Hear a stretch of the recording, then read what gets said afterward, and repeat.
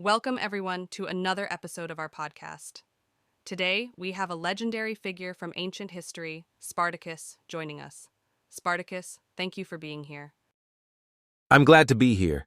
It's not every day I get to share my story in such a way. Let's get started.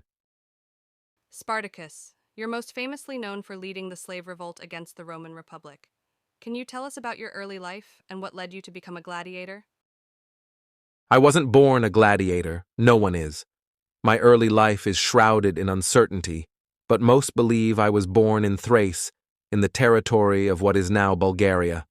I was a soldier, trained to fight and survive in harsh conditions. But as fate would have it, I was captured by the Romans and sold into slavery.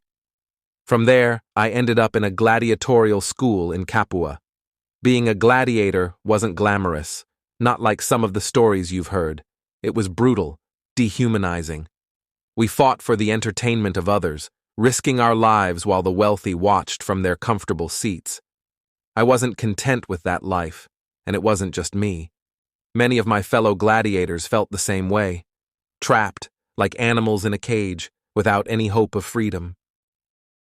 The revolt you led against Rome is legendary. How did you manage to rally so many people to your cause? And what was your strategy for challenging the might of the Roman Republic? The revolt began with a simple decision: to break free. It was a desperate move, but we had nothing to lose. A small group of us managed to escape from the gladiatorial school, and we took refuge in the surrounding countryside. From there, word spread quickly. Slaves, runaways, and even some freemen joined us, eager to fight for their freedom. My strategy was straightforward: use the terrain to our advantage and strike quickly. The Roman army was powerful, but it was also slow to mobilize and accustomed to traditional battle tactics.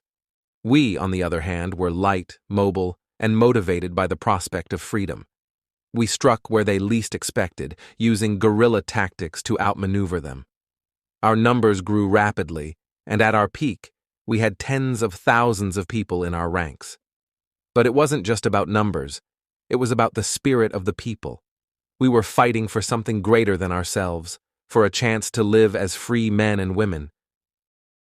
The Roman authorities saw your revolt as a significant threat. What were the challenges you faced in leading such a large group, and why did the revolt eventually come to an end? Leading a large group of former slaves and rebels wasn't easy. We were a diverse bunch, with different backgrounds and goals. Keeping everyone united and focused on our common purpose was a constant challenge.